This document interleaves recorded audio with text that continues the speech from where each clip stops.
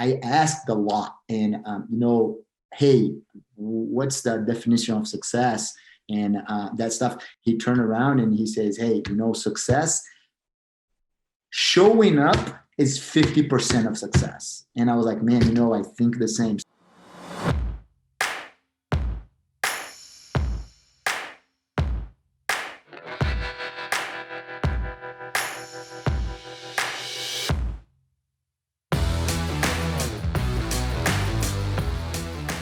What is going on, EQ gangsters? I am so excited for today's podcast episode guest. He has been an integral part of my life the past year and a half. And in my jiu-jitsu, not only in my jiu-jitsu journey, but honestly in my life as well. Just a tremendous, tremendous inspiration, example, leader, entrepreneur, influencer.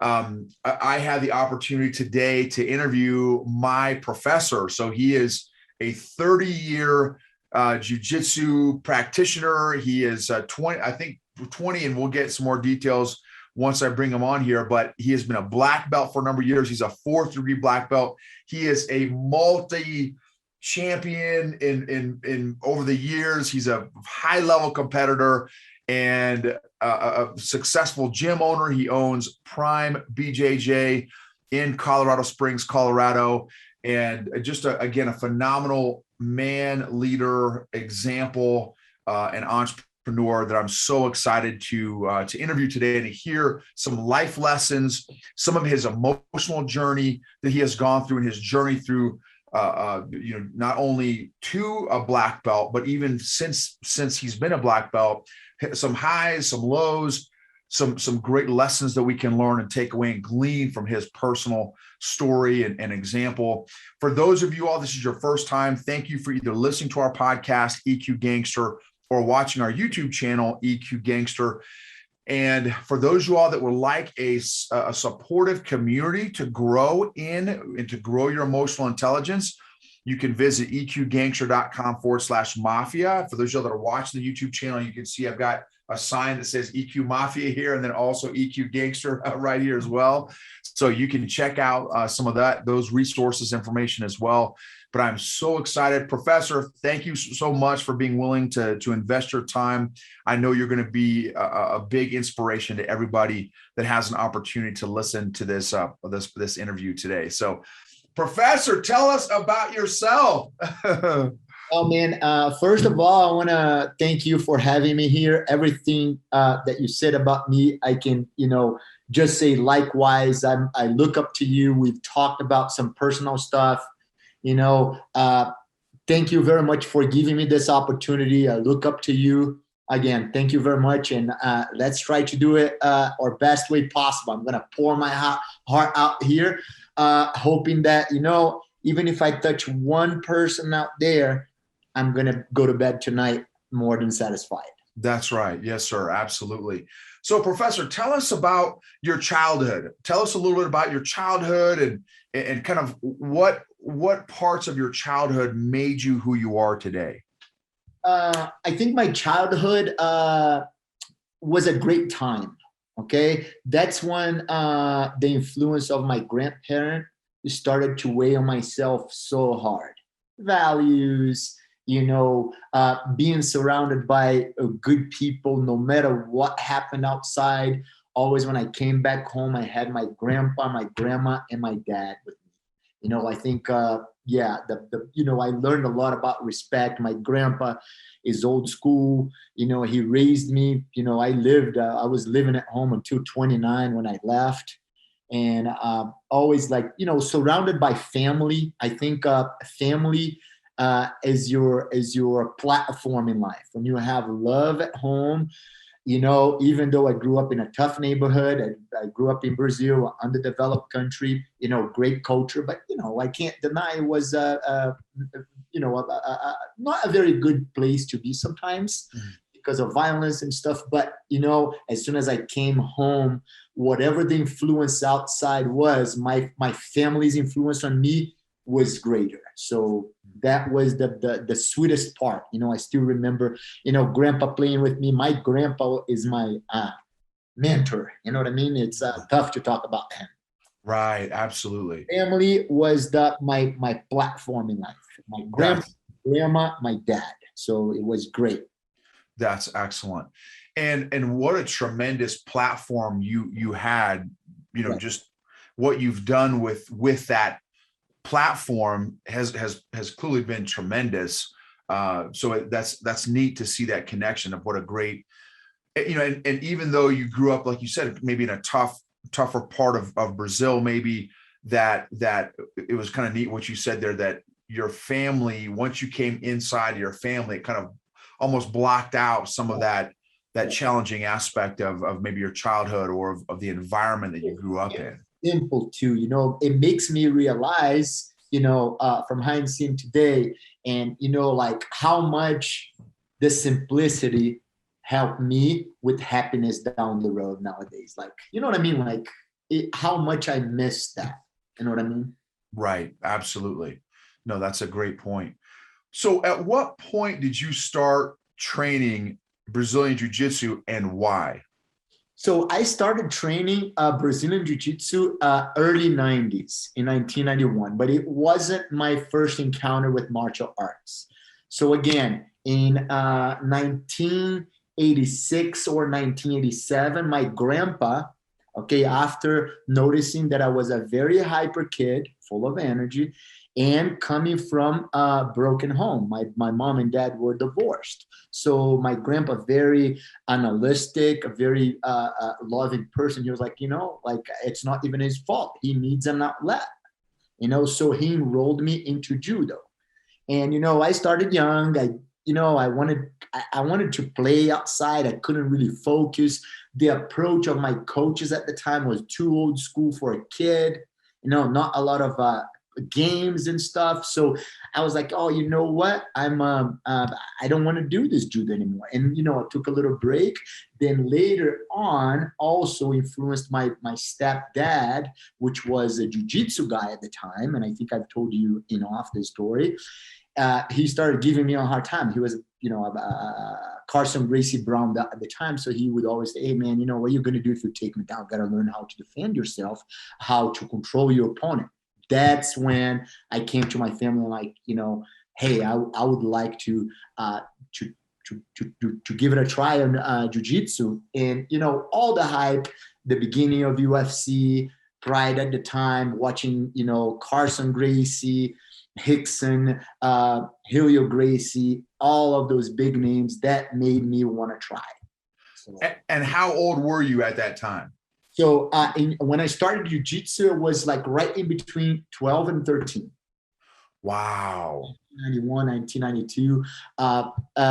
I had some friends in my neighborhood. They came with that VHS tape and like, you got to see this little guy, because I've always been also a smaller person too, and I'm, man, what boy doesn't want to learn how to defend himself, right? So I started watching those tapes, and man, I wanted to be a Royce Gracie, and started watching and watching and watching. I was like, you know what, I'm gonna try to do it too. Then I went to a friend.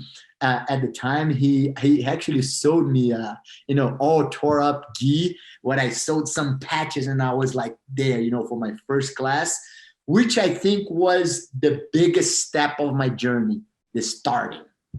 Wow, such a powerful point. I remember. So you started early on in your life. I started very late in my life, and I was terrified to start. I think the beginning is all. The hardship of starting something is there for whatever you choose to start. You know what I mean? Like, especially a very high level martial art such as jiu-jitsu, man, it demands training. You know what I mean? And it's hard, especially like we talk sometimes in class and stuff, the first couple of years where you don't know anybody, you don't know the environment, you don't know what to expect. You know what I mean? So we'll get into more details hopefully here. Yes, absolutely. That's right. So 12 or 13. So let me ask you this, Professor. So once you started, was it kind of love at first sight? So boom, you started. So and that was a big part of your journey. What did you know right away? Oh my gosh, like I want to do this rest of my life, or did it kind of grow over time? So what happened, what was special about it? And, even sometime, nowadays, sometimes I ask myself, why do I love it so much? I think it kept my mind from going, you know what I mean? Like, some people find peace in reading. I've always had, some ADD going here, and I can't really focus on certain things unless I'm 100% interested. And jujitsu, grappling. I want to say jujitsu, which is the base of my education, martial art. But I like talking grappling. You know what I mean? So I think the base of that is the training, the level of difficulty. And so I think I found something to stop my mind from going all the time, because it's not all the time, of course. It's like that little remedy. You go in, you meet your buddies, you meet people that you like. When you are in a good environment, when you find a good dojo, some good fellas there that will encourage the learning. So I think that's what happened. I fell in love with a martial art, and I'm able to keep that love going for now 30 years of my life. I catch myself thinking like a blue belt sometimes, like, man, Sunday morning I have breakfast with my wife, and like all I think, okay, now honey, I want to go get that, that training, get my I like to call it my healthy fix. You know what I mean? Right. That's right. You relate with that too, right? Oh, absolutely. It was fascinating. I'm going to share a quick story recently that I had about you. And I just shared this on John Roy and John Herrera's podcast, actually, the Mentor podcast, the episode that I just did with them. I shared this story with them. So maybe a month or so ago, you were in Florida for, 4 or 5 days. And ironically, I had gone to Florida also. And you and I had gotten back real close about the same time. You had gotten back maybe the day before I did. Then I came in. And so I showed up to JITS, and you were the first one there to open the door, and I was the first guy there to go into the class. And I said, hey, Professor, how was your trip to Florida? Because I saw some of your Facebook posts and stuff.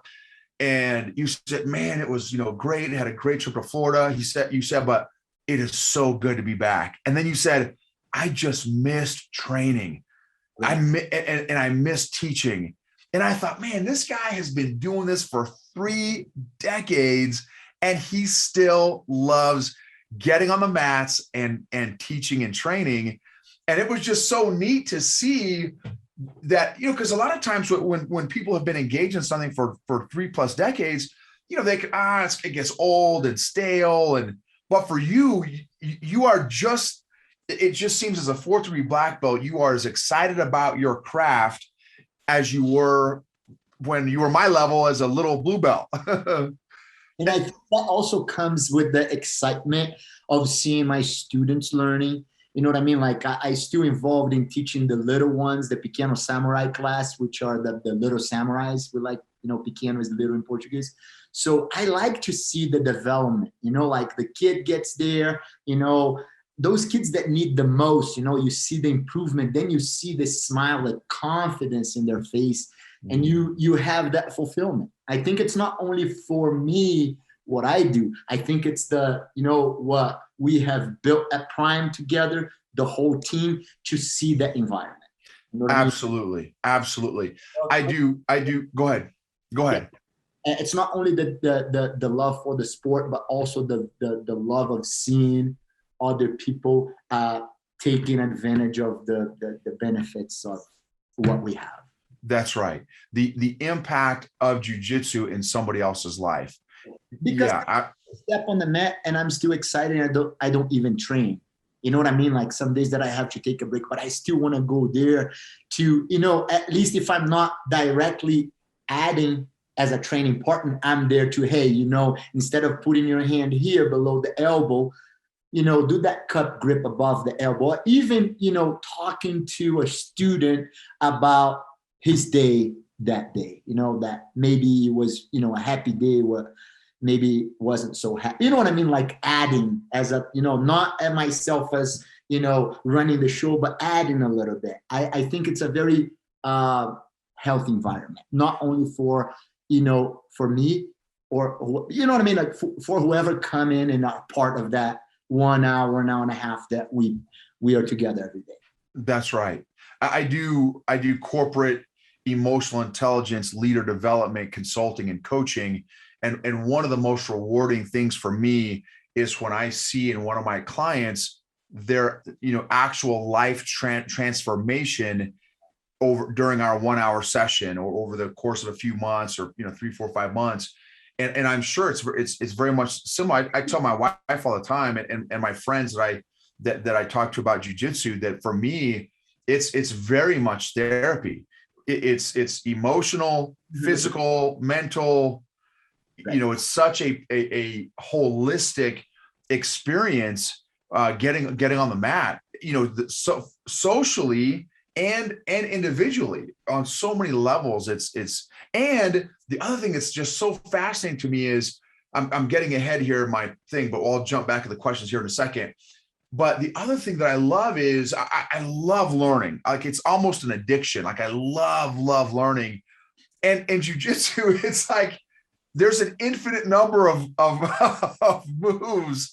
It's just incredible. Like you can never learn enough. And even if you do know a move, like I know how to do an arm bar, but not like you, right? There's so many levels to 30 years, baby. You know what I mean? And you are a great student. I've told you that personally, and I'm telling you one more time. Your maturity on the mats, what you bring on the mat, it's way more than just being a student. Just by, I've watched you, and many times a new person walk through that door. Nobody's there, high five. Hey, what's going on? How are you? Trying to find out, about, a little bit more about that. But everybody loves to be acknowledged, and you're great at that. You know what I mean? Oh, good. You're not coaching there. You're helping me to, keep that encouraging environment where people don't feel, discouraged. I think that's great.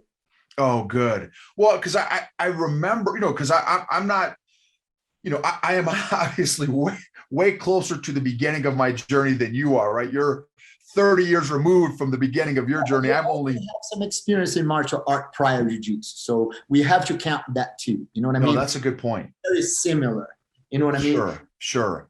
No, that's a good point. And what for me, I remember what it's like to be scared coming into that jiu-jitsu gym, not having a clue what to expect and how things work. And so for me, I have a lot of empathy for that new person that comes in. So that's why I want to encourage them and welcome them. So what was your beginning like? So you said probably one of the most important aspects of your journey was just beginning. What was that beginning experience like for you? Well, the beginning was, like I said, tough. But I was doing it also with a bunch of friends that started at the same time. So we were very competitive. I've always been very competitive, especially, as a younger male with a bunch of guys in there. Everybody, part of our culture is Brazil is the soccer country.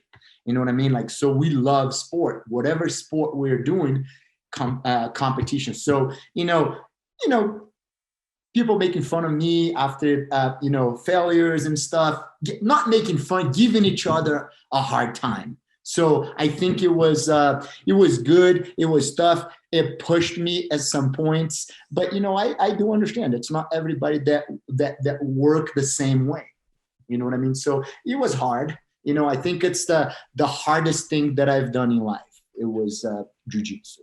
Wow. Getting my level from not knowing anything to becoming a black belt, which took me 12 years. So it taught me a lot, failure, going back, turning the page, talking to other people about, the way they were coping.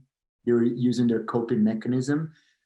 After, you know what I mean? I was thinking about up and downs, not allowing the downs to be too long. You know what I mean? Okay, turn the page. Let's give it a try again. as long as you don't quit, there's no shame. You know what I mean? You know, sometimes you quit for numerous reasons, but you know what I mean? Like I knew, I heard it so much. Hey, you can't quit. Let's go. Let's go again and again. And, you know, I've seen also some people, you know, going through failure through defeat, trying again and again, and eventually succeeding. And nobody would look back to say, hey, you failed. Everybody would remember about the success. And I was like, you know what? I've lost way more than I won, but somehow people think about my world titles, what I have accomplished. So you know what I mean? We cannot listen to our demons too much sometimes. You cannot, you know what I mean? Like be too hard on yourself. Everybody, when you begin some stuff, when you start everybody's a beginner. So allow yourself to be a beginner.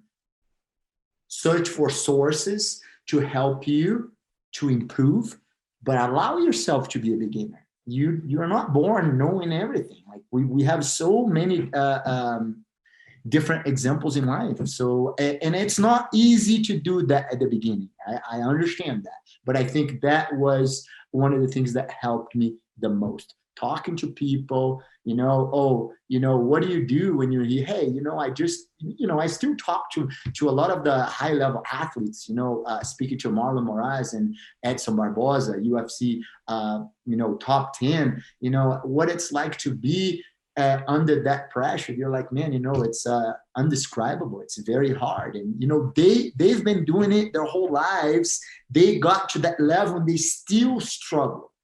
Nobody accept the fact that, you know, failure easily. I think our society, it's very competitive, but guess what? That's not easy. If I tell you, hey, I don't have any fear. I do. Today I'm stressed. I don't want to, you know what I mean? I want to do my best here at the podcast. I want to, even though I'm speaking a different language, I come from a different culture. You know what I mean? There is an anxiety, but I'm still going to do it. I'm going to try my best. And if this time doesn't work, I'm sure you're going to give me another opportunity, or, you know what I mean? To improve. You know what I mean? I think facing the fear, trying over and over again until you succeed. That's right. That's great. Great perspective. And in fact, I just had some time with Jerry Novak, the purple belt.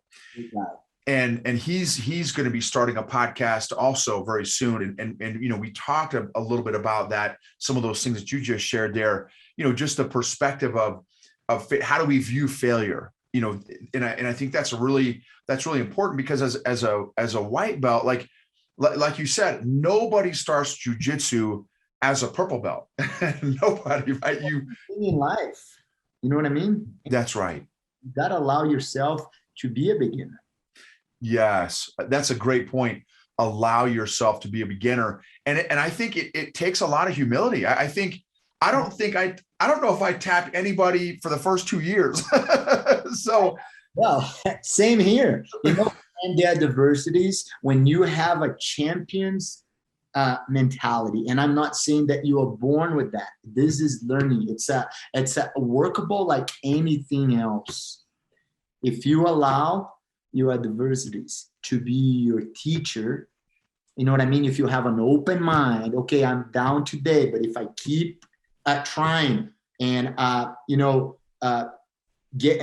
searching for ways to improve, eventually I'm going to get better. I think adversities, in my opinion, is the best teacher. That's right. That's great. That's great. We taught our daughter, we're a family of, you know, we're entrepreneurs, and we've been entrepreneurs for, let's see, almost 25 years now. And we've been a part of 10 plus startup businesses, and most of those businesses have failed.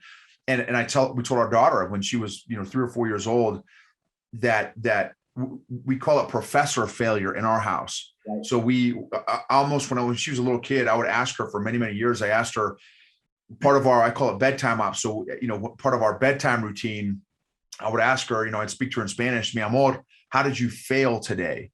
And if she couldn't come up with an answer of how she failed today, I said, okay, let's get out of bed and let's go fail at something real quick.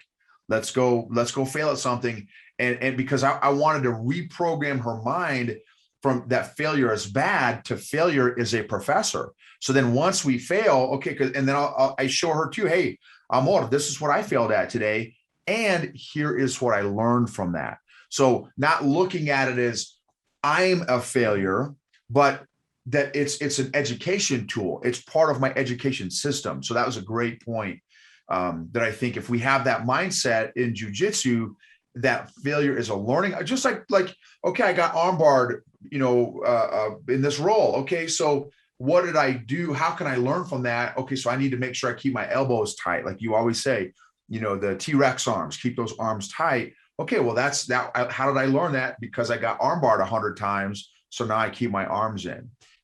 And it's always good, I still ask, even my higher belts, we have Coach Cameron as a huge example here. I'm always trying not, Cameron got lots of abilities, but, like sometimes he struggles too, like everybody else. And he's such a young kid. And I want to reinforce with him, hey, this is normal. Okay, you won, you lost. What have you learned from this experience? Before he even tell me, hey, Professor, I got my gold shiny medal.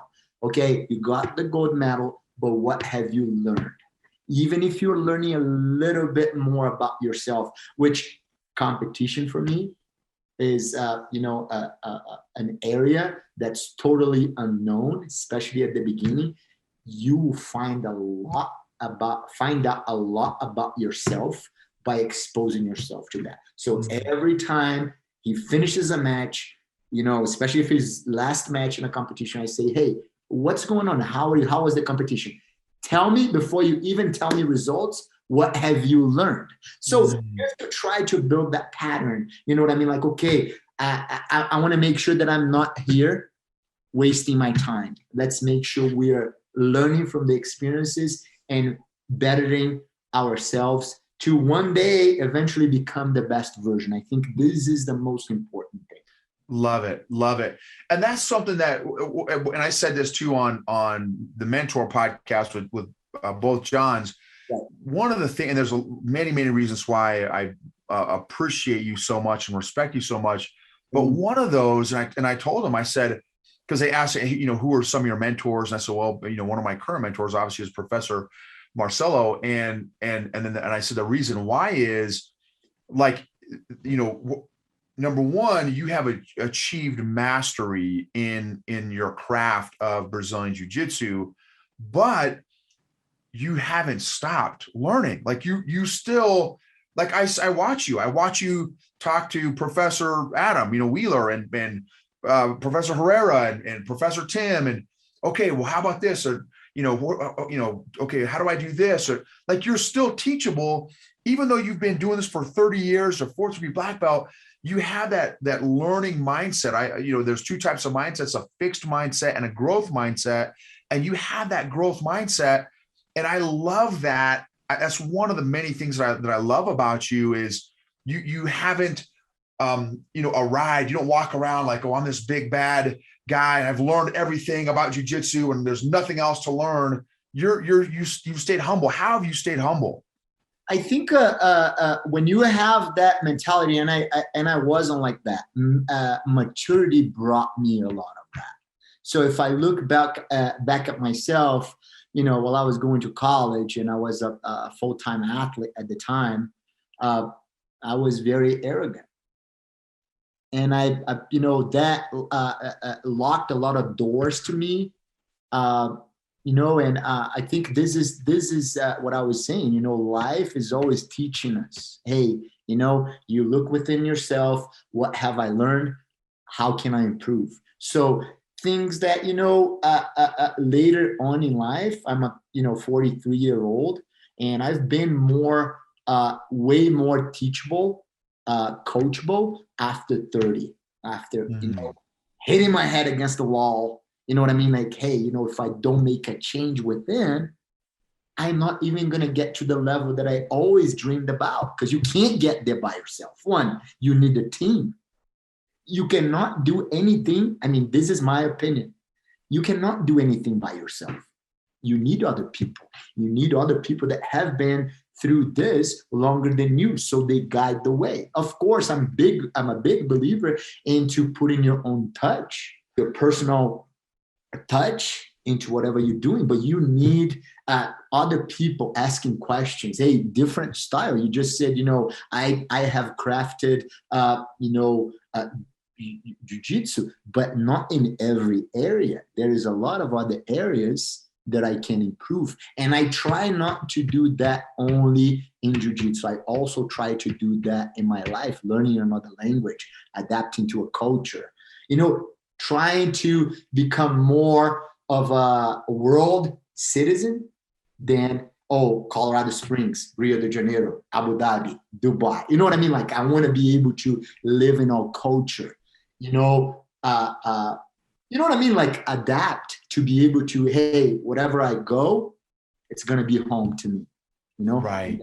I think it's part of the martial art learning. That was, like I said, that's also one of my main platforms to stand. It's my training, college, jiu-jitsu, and nowadays my business, learning, from classes, from different people from different walks of life. Always, hey, even if he says something's irrelevant, I'm going to delete it. And whatever I can observe, I will do it, move on. And, I think that's, I talk to a lot of successful people in life. Like I said, jiu-jitsu bring me the cream of the crop sometimes, like you get to, make bonds with, and then you ask, I have, I'm always bringing him up, he's a student, but he's also a doctor, Dr. Sigurd Torgerson. He, we are very close friends, and I got to live with him for 2 years. I asked a lot, and, hey, what's the definition of success? And that stuff. He turned around and he says, hey, success, showing up is 50% of success. And I was like, man, I think the same. So I respect him a lot. And other guys too, like other guys that, have impacted me in my life. It's always me asking. I've asked you lots of questions to you, like we've talked a lot, and, I have tons of respect for you, for the way you live your life, the way you carry yourself. So, you know what I mean? Like, you are a very successful guy for me. So learning, moving on. Same thing I do on the mat. Hey, I'm not doing very well with, in this situation here. What would you do? Get some different opinion, boom, making my decision, moving on, and, learning and moving on. I think I always want to be teachable, coachable. I think it's going to be better for me on the long run. Love it. I totally agree. And I think that's what makes you one of the things that makes you such an amazing mentor and leader is that you're still learning yourself. Right. And, and I think that's the humility and that hunger to learn is very attractive. And I think it's, like you said too, it's not just a jiu-jitsu thing. It's a life skill. Absolutely. Yeah. That applies to life as well. Okay, let me ask you a couple more specific questions here. If you had to guess how many competitions you have done, how many competitions would you say you've done over the past 30 years? If you had 50, over 50, somewhere between 50 and 100. I don't know. Back in the days in Brazil, especially in the 90s. Competition wasn't like it is nowadays. Like, you have a competition, like 20 competition every weekend. So, you know what I mean? Like, I used to aim for the big ones, worlds, not pans until I had a green card to come to the US to compete. But so, when the biggest competition in jiu-jitsu moved from Brazil to the US, I had two setbacks there. Cost, financial, and I didn't have a visa at the time. You know what I mean? So I believe, right, you know, and I want to just, I'm just saying a number in between 50 and 100. You know, I competed a lot in the Emirates. I competed before in Brazil, always state championship, the big events in Brazil, I was in all of them. Learning. That's right. And I can't tell you that it was always, you know, great, because, you know, like I said, nobody likes losing. You know what I mean? Like, but, you know, I had such a love for that, you know, usually the competition are on the weekend. Monday, I would be the first one to be at practice again. You know what I mean? Like, okay, let's go. And yeah. So, you know, also part of competition, you know, which I think it's very important, is an opportunity for you to meet other people. You know what I mean? Like network. Hey, you know, because I talk to a lot of people that don't like speaking or even shaking hands with their opponent. I am not like that. Hey, you know what? Last competition, I've been doing it for a while. I walk up to my competitor, you know, shake hands with him. I say, hey, let's put a nice show out, and I hope the best wins. You know, I smack my face and, you know, go time, baby. You know what I mean? I don't want to live by lies. I want, you know, a competition is a test to me, and I want the best to win. You know what I mean? Like, that's all I want. You know, a part of the performance stress for me is like injuries. You know, I make a living out of coaching, out of being present. I think it's one of the most important things that we do at Prime. I'm present. My coaches are present, you know, everybody. So, you know, one of the stress is like, man, you know, I'm 43. I still think that I'm 20, but you know what I mean? I go there with that, you know, 20-year-old heart, and I try my best. And I always pray to God and get down to my knees. Hey, you know what? Just don't let me get injured. I will face defeat, especially nowadays. I'm way more mature. It's not going to be the end of me. I'm going to go back. I'm going to try again. Nowadays, every competition I sign up for my weight division, no gi, and then open weight. So I get to do 4 divisions in one day if I want. So it's a lots of opportunity to, you know, to deal with defeat. Go back to the lab, you know what I mean? Like, go back to the hotel room, get some food, let's go back the next day. You know what I mean? Like, man, you know, like I get so pumped about it. I can tell your demeanor. That's awesome. That's great. And like you said, you know, it's almost like a leadership laboratory, right? Yeah. You know, that mindset that you have. That's excellent. What belt do you think is the most challenging belt of all the belt levels in jiu-jitsu? I think I'm not going to say one belt, but I'm going to say from blue belt to purple belt, especially the way I like to do it. I believe that, you know, a regular person will take in between 4 to 6 years to get to the purple belt level, which is it was a landmark to me and to many other friends in jiu-jitsu, where you're no longer a beginner, but the brown belts and black belts will still, you know, toy with you sometimes. So you're like, I think you throw, like, especially mentally, and I see that a lot on students. I feel like, hey, man, this guy here, he's been too long a blue belt and he's stagnating. I'm going to throw a challenge at him. Hey, boom, purple belt. And it's incredible to see the improvement. It's almost like a mental, you know what I mean? A mental, psychological improvement, where that, like, you know, like if I look, I reevaluate that guy after a year or a year and a half, I'm like, man, you know, like I'm almost promoting you to brown belt now, and this is huge. You know what I mean? Like when you throw a challenge at them. Hey, you gotta raise to this year, to raise your level to this year. You're gonna have to put in more time, because you know. I tend to teach a lot of perfectionist people. They come in, I throw that challenge, man. You know, I see them drilling. I see them asking Noble, hey, Noble, can you help me here? Hey, John Herrera. Hey, Mo, can you know what I mean? Like, I think it makes them a little bit more hungry. So I would say from blue belt to purple belt, those 3 to 4 years, if you're consistent. And I'm talking legit. I'm not talking belt promotion by attendance. Everybody got a different rhythm of learning, way of learning and rhythm. And I've had guys that took 6 years to get to purple belt. You know what I mean? Right. On their goal.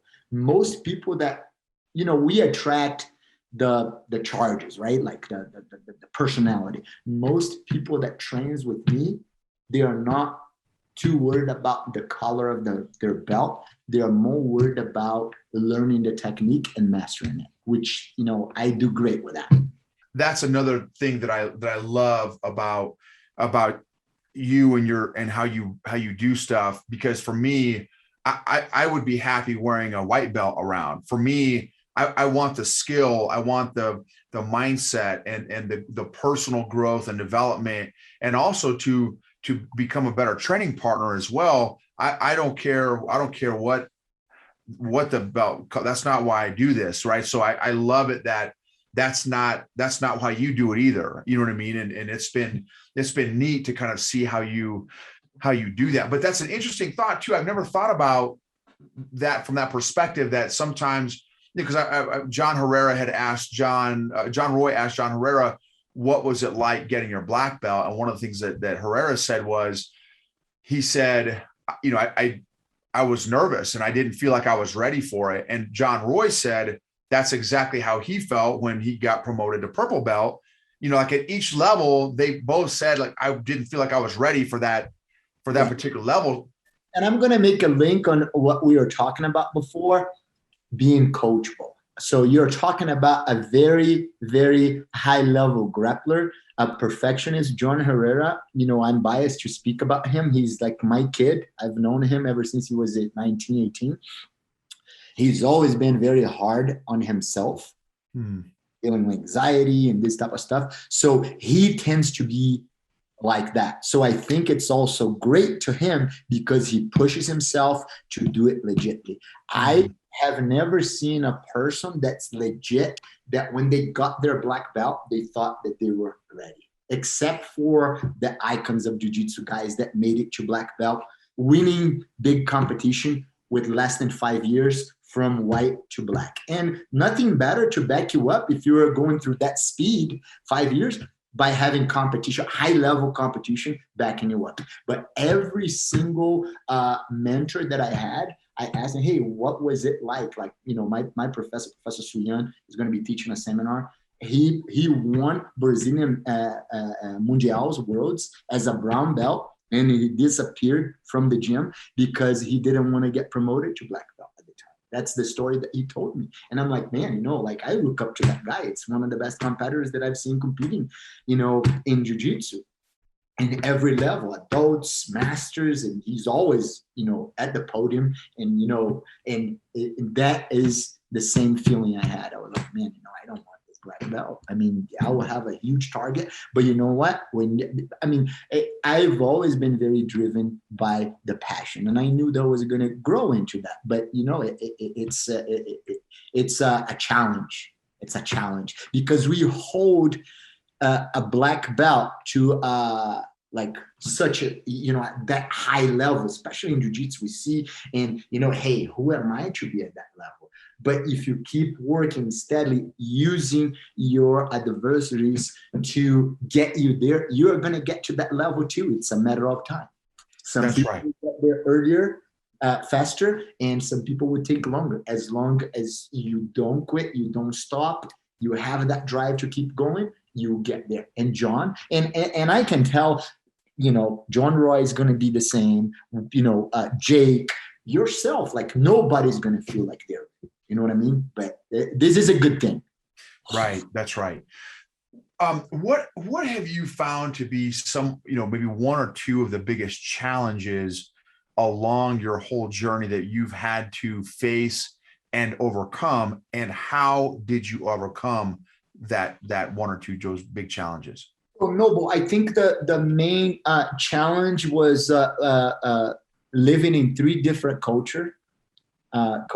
Brazil, the most open culture, one of the most open culture in the world, where we can speak openly, and we dress, we go to the beach, and moving to the Emirates, to Dubai. Not only Dubai, I was living in the capital, Abu Dhabi at the time. Not even, it was at the time they would still allow bachelors to live in the island of Abu Dhabi.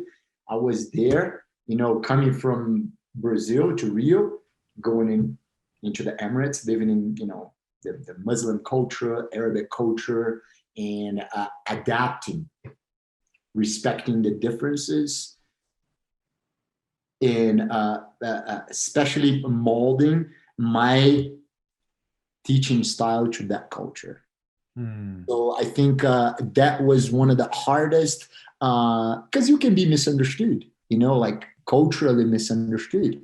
Certain things are good for Brazilian culture, and they're not good for the Emirati culture, and it's not good for the US culture, or Europe. You know what I mean? Like, those are the challenges. Like I always talk about language. Language is a very easy way for you to get misunderstood. Certain expressions that you use, if you translate straight from your language, it may sound like it's profanity, or you know what I mean? Like, this is the challenge. Sure. And that speaks to my world for sure. The whole emotional intelligence that takes in order to make that transition successfully, because not everyone does. It takes self-awareness, right, and social awareness to notice what are the cultures, the protocols, the behaviors, what's acceptable, what's not acceptable, that kind of thing.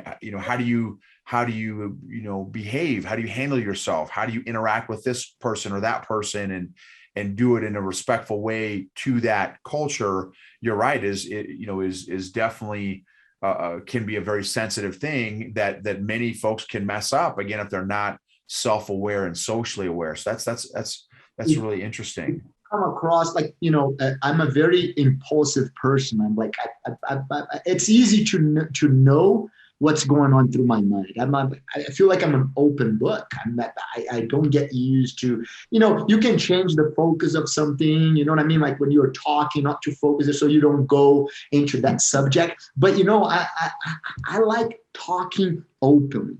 You know what I mean? Like facing my problems. I think for my personality, if I open up my heart and I talk to the people that I trust, I think, you know what I mean? Like, and I cannot do that in a different culture, because we never know what subject we are, even especially in a Muslim country. You don't know what you're allowed to talk, how you're going to talk. Are they taking that as a disrespect to their religion? You know what I mean? Like just the fact that you cross your leg, there is somebody right beside you and you're showing the bottom of your feet to them, they take it as a disrespect in the Arabic. I think, you might have been overseas. So you're watching yourself all the time. So, I came to the Emirates invited by His Highness Sheikh Mohammed bin Zayed Al Nahyan, the general of the army, the crown prince of Abu Dhabi. So the expectations around the six of us, because it was six of us to be hired to introduce jiu-jitsu to the military. And right when we got there, we were so successful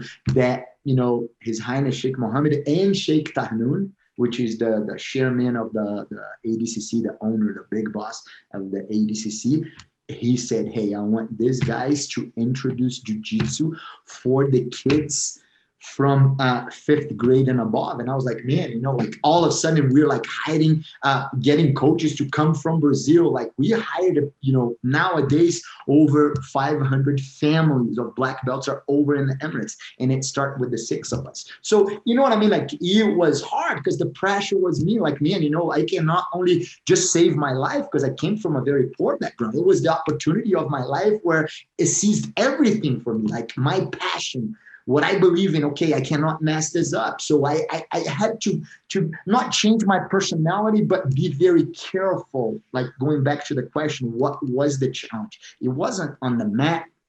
It wasn't, like by teaching the art. It was, okay, making little changes, adaptations, finding out, studying the culture, what's respectful, what's not. You know what I mean? So that was the main challenge. And also coming to the US, coming now, not only from Brazil to the Emirates, now coming with that background. Okay, man, these guys were teaching the royal family. They introduced jiu-jitsu to the whole world. And then you coming over here, also, people judging, oh, is he really, you know what I mean? Like, it's always a challenge. Okay, how am I going to talk to people? I find a lot of people in America being very conservative. But if you not only America, generally, like certain parts, like you go to Miami, you go to Colorado Springs, completely different. So you can, you know what I mean? Like, so people don't misunderstand you. You know what I mean? This is a challenge for me. Right. Got it. No, that's great.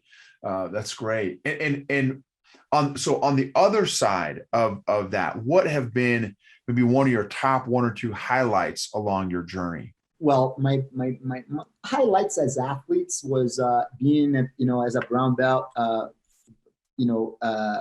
placing at Worlds, competing, being a silver medalist in Brazilian Nationals as an adult brown belt. So at that time, it was bittersweet.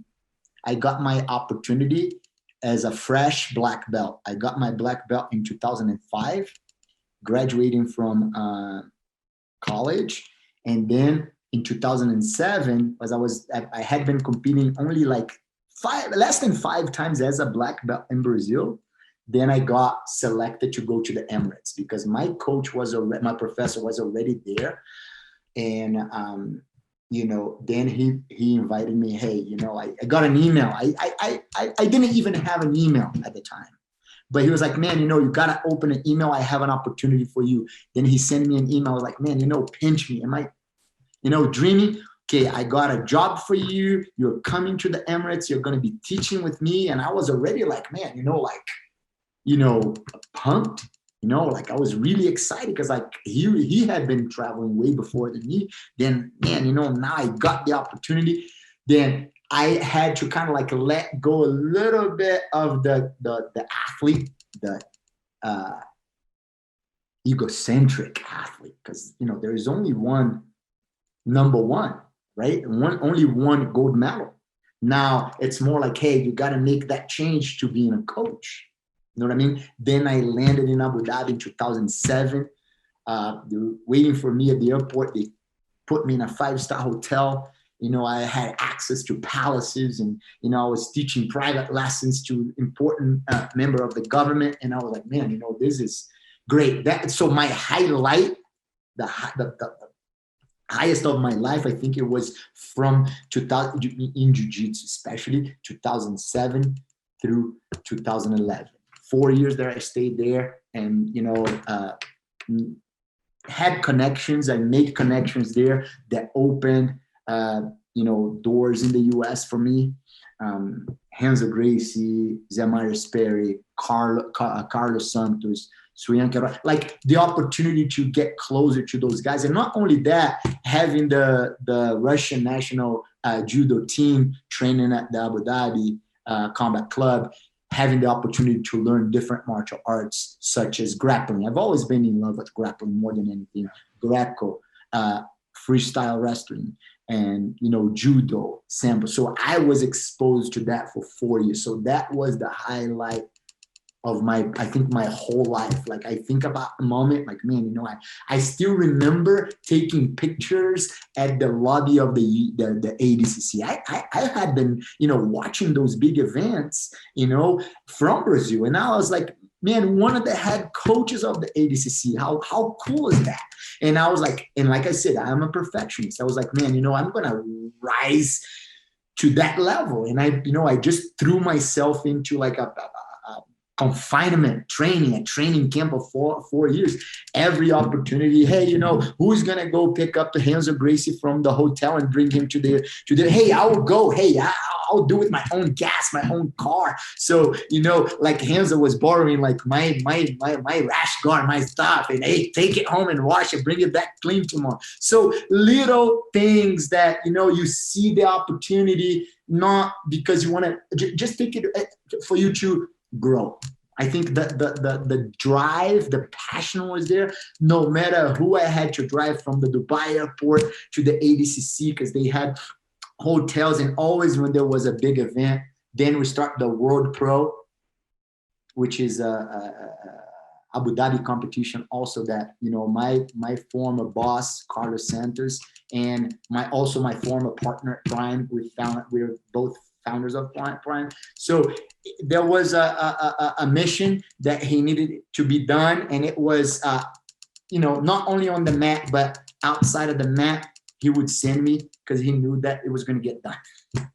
You know what I mean? Like, yeah. So opportunities to learn. I think, I observed everything that I could, met Marcelo Garcia, met all those guys, saw them training, André Galvão, everybody there. They're like, man, this is, you know what I mean? Like, hey, you could go Braulio Stima, all those big names, Rodolfo. I met Rodolfo Vieira. He was a brown belt still, in 2009. Yes. So, you know what I mean? Like it was a highlight to me, like so much, as much as I was, like so passionate about it, I think I was put right there on the spot. Not only because I came from Rio de Janeiro, the birthplace of Jiu-Jitsu, but I was put in another BJJ dam, I like to call it. You know what I mean? So learning, meeting people, making the most of the opportunity to grow. You know what I mean? Like it's the highlight of my life. Wow, sure. That's amazing. Those are some of those names you mentioned are all the legends of, to get that exposure. All of a sudden I saw myself like going to Hanzo's grandkid birthday party at his house in America, like 8 years down the road. Like I was in Jersey helping to train Marlon Moraes, which is my friend, personal friend and student. So I was there helping him a little bit. He was going to fight. I don't remember the opponent at the time, so I was there. He was like, hey, Guajajinha. My nickname is Guajajinha. Hey, what are you doing? Hey, and you start talking about Abu Dhabi. Hey, what's going on with Abu Dhabi and blah, blah, blah. And then, hey, man, tonight go to, it's my grandkid's birthday. I would like to have you. I was like, man, you sure? Me? Hanzo Gracie's like, I love that guy so much. He's such a great name of our sport, great mentor. So those are, Abu Dhabi. Yes. That's amazing. That's amazing. So in fact, and also in John, Herrera and John Roy's podcast, they interviewed Jaco Khalili, Professor Jaco, and he also had a chance to meet Renzo Gracie, and he said the same thing that you did, that he's just this humble, great guy. And I even like to mention Renzo Gracie because it's not part of my lineage. I watched Renzo as a fan. I'm a Carson Gracie lineage guy. Like, I mean, my mentor, my favorite Gracie is Carson Gracie Sr., his son, that side of the family. But even seeing Renzo as, sometimes as an opponent, we would fight against his team, the persona Renzo Gracie. That big father, hey, come to my house. When everybody closes the door at you, he's going to be the one that's going to open and try to, you know what I mean? Like almost like a father that understands that unconditional love, he would do that to you. I never needed him to open a door to me, which he did actually, not because of something bad that happened to me. You know what I mean? He opened the door by me telling him my interest of moving to the U.S. at the ADCC, and him personally talking to Professor Amal Easton, and the owner of Easton BJJ in Denver. Great school, great mentor, great friend of mine. We became friends over the years. Hands would just, reach out for him. Hey, I have this kid here. He's doing a great job in Abu Dhabi. He's moving to America. Can you help him out? I got here. Professor Amal gave me, a way to motivate me into open my academy. I was teaching at his school. I was donating my time helping. And I stayed there for about 7 months, made great friends. When I opened my gym here, I had a lot of support. So Renzo Gracie, as a icon of jiu-jitsu, even though I did not come from his lineage, and my story is not the only. He is a guy that's always helping people. That's why he's so blessed. You know what I mean? I think like you reap what you sow. Right. So he didn't care what lineage you came from. He helped everybody out. I can help this guy. And I've heard him saying, as a fan many times, I will never stand on the way of a person's success. If I can help, I'll help. If I can't, I can't. I at least I'm not going to try to hold them back. And he lives up to his word. Renzo Gracie for me is the ultimate samurai. Wow. Takes fight, without even being training. He lives up to it, his word. You know what I mean? Like I love that guy so much. I have so much respect for him. Wow.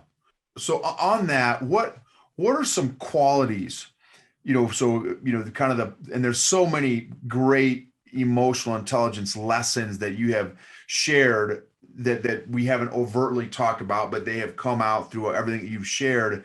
What are some qualities, some internal qualities that you feel it takes to be a career, jiu-jitsu practitioner, like long-term, lifelong practitioner? What are some internal qualities that you think it takes to be successful? I think I'm going to go back to what I talked about, my personal friend, Dr. Sig Torgerson. Consistency. No matter what you're going to do, you got to be consistent. Showing up. You have to show up. 50% of success is right there. That's what I want to say. I mean, consistency. If you are consistent, no matter what you're going through, eventually you're going to figure it out. If you're, you know what I mean? And I think resilience also helps a lot, but I think showing up, being consistent week in, week out, year in, year out. When you're determined to succeed, I think you'll get there. Right. Love it. That's great. And then you mentioned that the resilience too. So it's funny because I've heard the consistency from everybody that has been senior to me. That's one of the things that, I like to ask that to a lot of the higher belts. And that's almost the number one thing that I hear is just, dude, you got to show up. Like that's the bottom line. You got to show up. But I think it takes resilience in order to keep showing up. Absolutely. Right. Because if you don't have that emotional resilience, it's going to be tough, because it's tough to keep getting beat every day. At my little level as a blue belt, it can be emotionally exhausting to, obviously, you just play around with me. Herrera just plays around me. Professor Tim, Professor Wheeler, John Roy, like all you guys just play around, and which I love because it's just incredible. Again, the skill level and the mastery that you guys have all accomplished. But it does take emotional resilience, and one of the ways to develop emotional resilience is going through tough times. That's why it's kind of been funny, my journey, because I'm bigger than most people that I roll with. I spent the first 2 or 3 years starting on my back because I didn't want to take advantage or, use an unfair advantage of my size. And so I would just start in weak positions. And so now when I end up in weak positions, I don't stress out because I spent the first 3 years of my career on my back, or someone's, got my back or that kind of thing. And I don't freak out because that was the beginning of my whole career. And I think that, getting comfortable in uncomfortable positions has helped me develop resilience. How about you? How have you seen resilience being developed in people or yourself? I think, dealing with failure, not only in the competition level, but also, I believe that in the high level, when you are training hard, if you're succeeding, if you're smashing all your opponents, something is wrong. You're not pushing yourself. You're not training from a weak position. You're not trying to better your weaknesses. So I think this is I was even talking to Cameron yesterday, and he was like, man, like I felt like I was the nail today, and I was, and I was like, Cameron, you're training with me and Mo. We both have been, we're older than you, we're more experienced than you, so you don't need to be so down. Yes, I don't expect, at least for now, for the next couple of years, this is how it's going to be. But the adversities that we are creating, it's going to develop you. You're being forged right there under, like hot temperature, the elements, you know what I mean? Like that's what's going on. And when you learn in practice to deal with that, a lot of the Gracies, the program, they call it invisible jiu-jitsu. You know what I mean? Mm-hmm. Hey, no matter what, I'm going to try my best. I'm going to go home. I'm going to have dinner, repeat. Tomorrow I'm going to come back. And, developing that resilience, I think practice. Everything for me nowadays is about training. Okay, I have to be on the podcast. Hey, I got to, because you do a self-analysis. Hey, how, because, sometimes in off, you have a lot more time to explain certain things. So I was looking within myself, like, what's the hardest challenge in my BJJ career, or what I mean, as a business owner. And then like it's learning, what I mean, when you look within yourself a little bit, and you start like, what made me do this and do that, then you find out, what I mean, like you learn a lot about yourself. And when I look back, what made me so resilient, I think it's adversities, not only on the mats but in life. Like I'm going to bring up my childhood, my upcoming in Brazil, like, what I mean? Facing those adversities, tough neighborhood, financial, not having financial support to be a pro athlete, having to figure out a way to get to college without having money to pay for a private university in Brazil. I got help from the university to sponsor me. So you learn in life. So after a while, you believe that the sky's the limit. You know what I mean? Like you've been through so much of that. And like, you know what? I'm not going to think about the final product. I'm going to think about the brick that I'm going to lay every day. And all of a sudden you look back, man, look at the Empire State. You know what I mean? Like if I deal with a lot of anxiety. If I think too ahead of me, and I like to say it this way, if I think about the product of what I want, down the road, 10 years from now, man, I'm going to get there. You know what I'm going to do? I'm just going to show up to work again, and I'm going to put my love into it, and I'm going to focus. I'm going to come home. I'm going to eat healthy. I'm going to prepare my body for that success. And eventually you get there, even way before than you expect sometimes, when you're like focused in the moment. And I'm not saying that this is easy to me. This is still hard to me.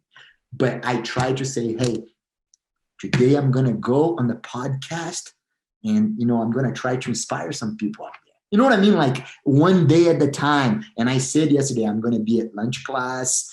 You know what I mean? Like I want to something to ground me. You know what I mean? Without thinking too much further down. You know what I mean? That causes, because a lot of things can happen. You know what I mean? So when you ground yourself, okay, one step at a time. Tomorrow I'm going to do my lifting. I'm going to go to the gym. I'm going to study a little bit. I'm going to try to learn about this. Eventually you're going to get there. You know what I mean? Love it. And there's an important emotional intelligence principle out of there. And it's a term called mindfulness. And again, self-awareness. One of the reasons I love jiu-jitsu is, and maybe this doesn't apply at your level, but at my level, I have to be completely mentally, emotionally, and physically present in the moment. I can't let my mind wander while I'm rolling with you or rolling with anybody. oh, hey, what's for dinner tomorrow? Or, oh, what am I doing next week? Like, I am fully engaged in the moment. And I think there's a lot of power to that because, especially with the times that we're living in, it's very unpredictable, crazy, chaotic times that we're living in. And I think a lot of stress and anxiety comes from worrying about things that we can't even control, right? I can't control what, if it were, mask mandates or vaccine mandates or whatever the stuff is going on, right? Or, you can't control that. So, but so many of us, me included, can get caught up in, creating stress and anxiety around stuff I can't even control. And, we can control our attitude, our actions, and our gratitude. And that's it, right? That's all we can control. And so as long as we can stay in the moment and present and, allow ourselves to feel and process the emotions that we're going through and not stuff and avoid, I think that makes us more effective in life and jiu-jitsu by staying present and allowing ourselves to really focus and something else that I've learned too in jiu-jitsu and in life, that peaks and valleys are part of the journey, right? Has that been your experience as well? It's just part of, even at your level, you probably still have, I would assume, some peaks and valleys. Right, absolutely. And not only me, like I said, I like, in Portuguese we say, olhar para os lados, look around you to see, the environment is going to teach you, just bringing this up, I like watching, big names, and, Michael Jordan for me is for everybody, and even himself, he talks about all the failures. He compares the athlete when he first won with the Bulls in the first competition. Then he compares himself in 1998. So he's saying, oh, the difference between here and here is in 1998, I was present in the moment. I wasn't even worried about the shot that I never took.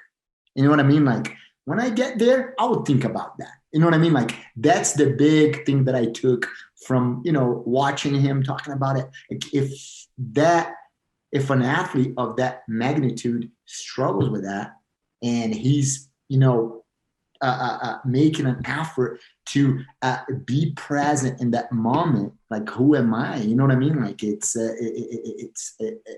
I always learn from watching, like, what, of course, I'm not comparing myself to Michael Jordan. I'm not even his toenail, but I'm just saying, like, if he, as great as Michael Jordan is, he struggles with that, who am I not to? You know what I mean? Like, so he compares himself from at the beginning of his career and towards the end.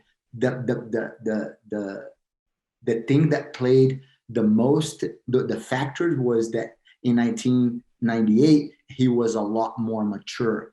Instead of thinking about the shot that he hasn't taken yet too much, he waited until the moment and he was present. You know what I mean? Like, that's great. I love that. If I kind of like, went around the topic a little bit, but no, that's great. Ups and downs, and he talks about himself missing, so many shots, and people reminding him for being such a great athlete, and like, same as the beginning of our time here today, I was talking about, that, so I think that's right.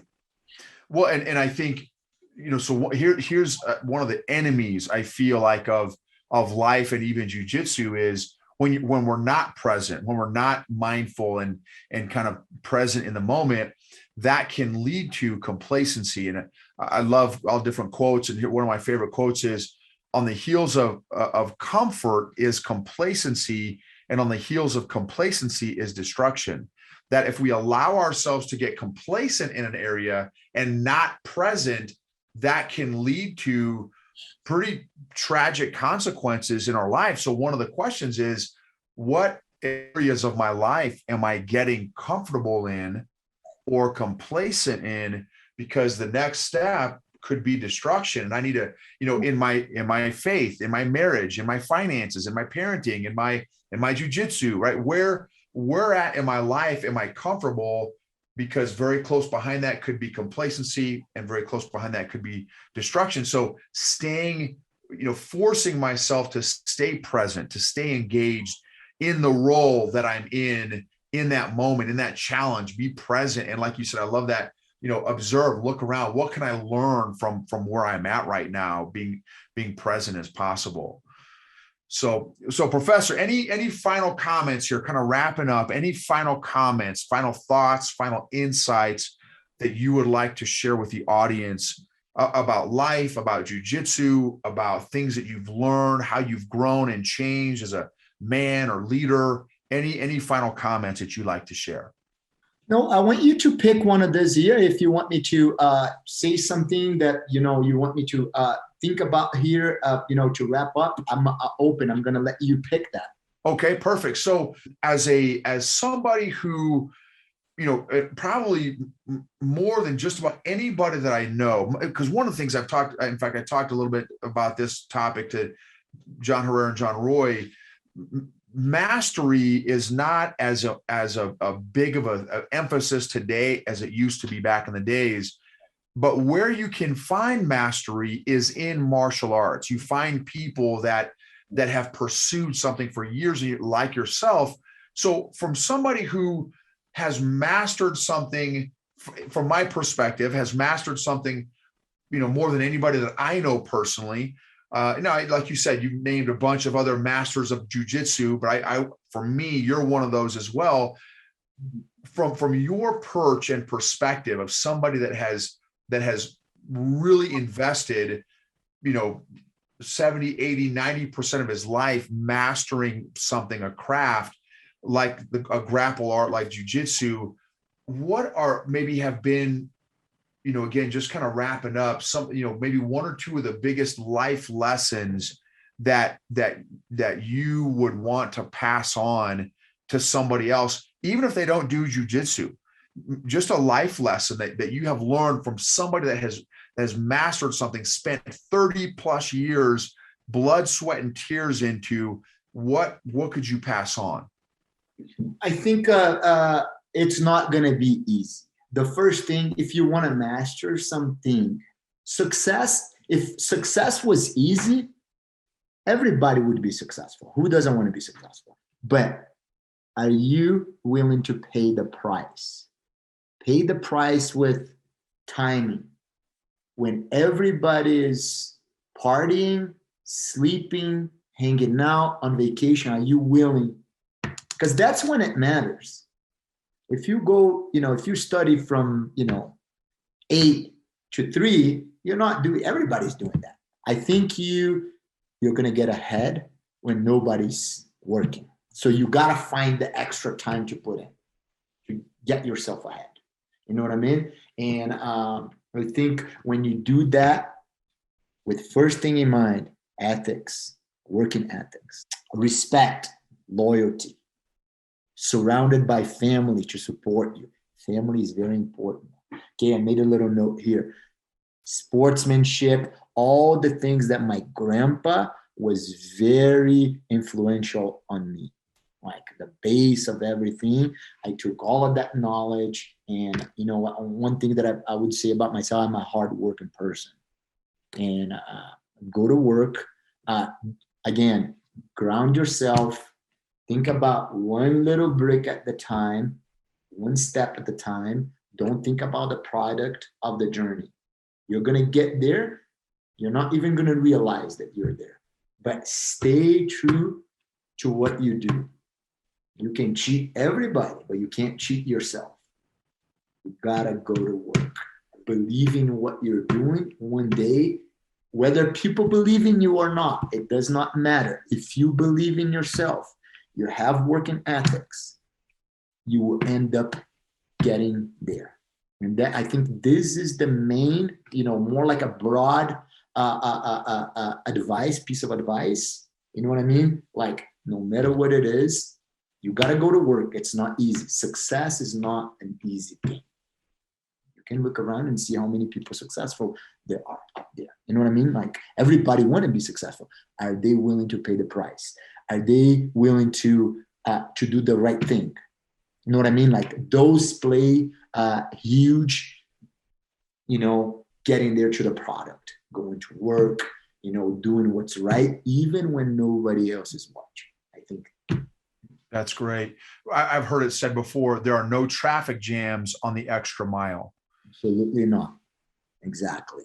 And if you're just willing to, and I've even heard, even if you're just willing to do 1% more, 2% more, 5% more over the course of a year, 2 years, 5 years, 10 years, that's going to show up massive difference down the road. Even if it's just, you're just doing 1% more, 1% over 5, 10, 20 years is going to have a massive difference. That's great, Professor.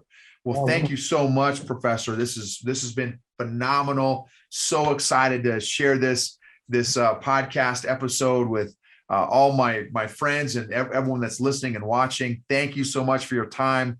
And hopefully we'll be able to do another episode here down the road too. I'm absolutely looking forward to that. Thank you very much, Noble, for the opportunity. Again, you don't have to call me Professor.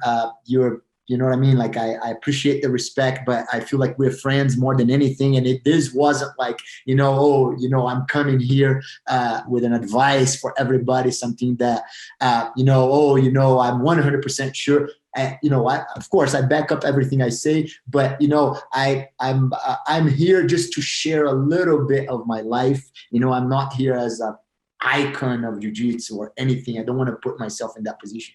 I'm just here as a friend and to share a little bit of my journey with you guys, to try to touch at least one little heart out there. That's my goal here today. So again, thank you very much, your whole family. You, man, do a great job. You're self-spoken. You're great. I'm a big fan of you. And again, you and everybody involved in this, thank you very much for the opportunity.